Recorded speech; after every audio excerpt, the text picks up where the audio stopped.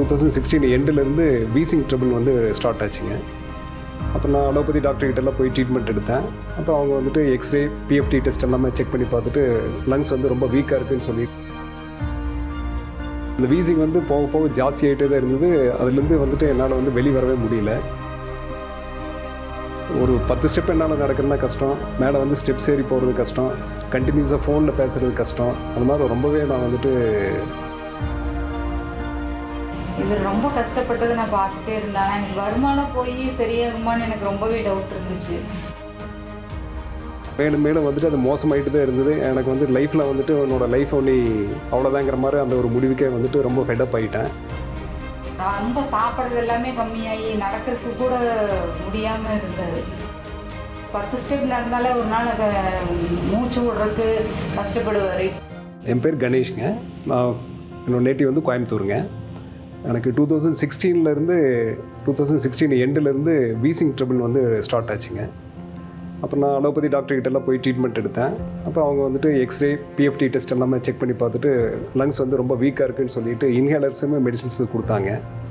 Inhaler எடுக்கிற போது கொஞ்சம் கண்ட்ரோல் ஆகிற மாதிரி ஒரு ஃபீல் இருக்கும். பட் வந்து அந்த வீஸ் வந்து இருந்துகிட்டே இருக்கும். அந்த வீசிங் வந்து போக போக ஜாஸ்தி ஆகிட்டே தான் இருந்தது. அதுலேருந்து வந்துட்டு என்னால் வந்து வெளியே வரவே முடியல. டாக்டர்கிட்ட சொன்னோம்னா மறுபடியும் வந்து பவர் வந்து ஜாஸ்தி பண்ணி கொடுத்தாங்க. மார்னிங் 2 டைம்ஸ், ஈவினிங் 2 டைம்ஸ், அப்புறம் ஆஃப்டர்நூன் அந்த டைமில் வந்துட்டு அந்த வீசிங் வந்துன்னா அதுக்கு ஒரு இன்ஹேலர்னு சொல்லிட்டு 2 டைப் கொடுத்தாங்க. பட் இது இன்ஹேலர்ஸ் எல்லாம் யூஸ் பண்ணுற போது என்னால் வந்துட்டு அதுலேருந்து வெளியே வரதுக்கான ஒரு சாத்தியக்கூறுகளே தெரியல. மேலும் மேலும் வந்து ஜாஸ்தி தான் ஆகிட்டு இருந்தது. அப்புறம் உடம்பு வந்துட்டுங்க ஒரு டயர்ட்னஸ் இருந்துகிட்டே இருந்தது. டயர்ட்னஸ்னால் ஒரு 10 ஸ்டெப் என்னால் நடக்கிறதுனா கஷ்டம், மேலே வந்து ஸ்டெப்ஸ் ஏறி போகிறது கஷ்டம், கண்டினியூஸாக ஃபோனில் பேசுகிறது கஷ்டம். அது மாதிரி ரொம்பவே நான் வந்துட்டு கஷ்டப்பட்டுருந்தேன். அதே மாதிரி நைட் டைமில் வந்துட்டு என்னால் வந்து சரியாக தூங்கவே முடியாதுங்க.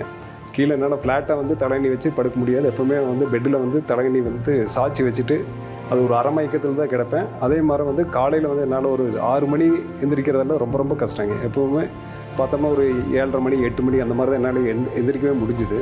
இப்படியே ட்ரீட்மெண்ட்டு போயிட்டே இருந்ததுங்க. பார்த்தோம்னா மேலும் மேலும் வந்துட்டு அது மோசமாயிட்டு தான் இருந்தது. எனக்கு வந்து லைஃப்பில் வந்துட்டு என்னோடய லைஃப் ஒன்லி அவ்வளோதாங்கிற மாதிரி அந்த ஒரு முடிவுக்கே வந்துட்டு ரொம்ப ஃபெட்டப் ஆகிட்டேன். அப்புறம் வந்துட்டு சாரை பற்றி 2021 வந்துட்டு நவம்பரில் கேள்விப்பட்டு டிசம்பரில் போய் ட்ரீட்மெண்ட்டு அவர்கிட்ட போய் உட்கார போது அவர் நாடி பிடிச்சி பார்த்துட்டு சொன்னார், உங்களுக்கு வந்து பிரச்சனை வந்து லங்ஸில் கிடையாது, பிரச்சனை வந்து ஸ்டமக்கில் தான் இருக்குது அப்படிங்கிற மாதிரி சொன்னார். அப்புறம் எனக்கு அவர் சொல்கிற போது நம்பிக்கையில் என்ன லங்ஸில் வந்து இவ்வளோ தூரம் பாதிப்பாக இருக்குது, இவர் வந்துட்டு ஸ்டமக்கில் வந்து பிரச்சனை இருக்குதுன்னு சொல்கிறாருன்னு சொல்லிட்டு சரி இவர்கிட்ட ட்ரீட்மெண்ட் போய் பார்க்கலான்னு சொல்லிட்டு ஒரு 3-4 சிட்டிங் போனதுக்கப்புறம் எனக்கு வந்து ஸ்டமக்கில் வந்து நான் ஒரு நல்ல மாற்றங்கள் தெரியறதுக்கு ஆரம்பிச்சிது.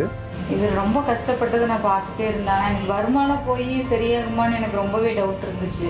நீங்கள் ஏங்க மாத்திரை சாப்பிட்றது இல்லை, இதுவே கண்டினியூ பண்ணுங்கன்னு இல்லை பார்க்கலான்னு சொல்லிட்டு போனாருங்க. அதுக்கப்புறம் வந்து விடாமல் நான் ட்ரீட்மெண்ட்டுக்கு சார்கிட்ட போனேன். டிசம்பர் 4ஆம் தேதி ஃபஸ்ட்டு சிட்டிங்கு நான் உட்காந்தேன். எனக்கு வந்துட்டு டிசம்பர், ஜனவரி, பிப்ரவரிங்கிற போது நல்ல மாற்றங்கள் தெரியறதுக்கு ஆரம்பிச்சிது. அப்புறம் வந்து சைமல்டேனியஸாக எங்கள் ஃபேமிலி டாக்டர்கிட்டையும் வந்துட்டு நான் ட்ரீட்மெண்ட் போயிட்டு இருந்தேன். அப்புறம் அவர் வந்து மெடிசின்ஸ் எல்லாம் வந்துட்டு இன்ஹேலர் வேண்டான்னு சொல்லி போட்டு டேப்லெட் ஃபார்மில் கொடுத்தாரு.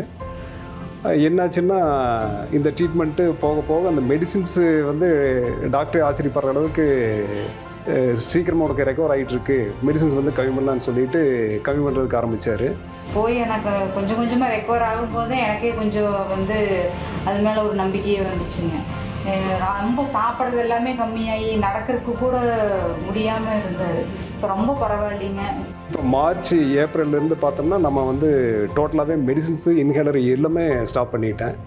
இன்றைக்கி வந்துட்டு மெடிசின்ஸ் இல்லாமல், மெடிசின்ஸோட சப்போர்ட்டு, இன்ஹேலருடைய சப்போர்ட் இல்லாமல் நான் வந்துட்டு அது வீசிங்லேருந்து ஆல்மோஸ்ட் நான் வெளியே வந்துட்டு மாதிரி நான் ஃபீல் பண்ணுறேன். 90% மேலேயே இப்போ ரெக்கவர் ஆகி வந்துட்டாரு. முதல்ல 10 ஸ்டெப் நடந்தாலே ஒரு நாள் மூச்சு விடுறதுக்கு கஷ்டப்படுவார். இப்போல்லாம் அந்த மாதிரி ஒரு பிரச்சனையே இல்லை, நல்லா இருக்காது. இன்றைக்கி வந்து நான் இங்கே உட்காந்து பேசுகிறேன்னா எனக்கு வந்துட்டு ஒரு மறுவாழ்வு கிடைச்ச மாதிரி தான். அது காரணம் வந்துட்டு நம்ம சாருடைய ட்ரீட்மெண்ட்டு தான். நான் இது வந்து நான் மிகைப்படுத்தி சொல்லலை, இது வந்து உண்மையாக வந்து நான் அனுபவித்து நான் சொல்கிறேன். எனக்கு அதே மாதிரி தூக்கங்கிறது வந்து நல்ல சவுண்ட் ஸ்லீப் வருது.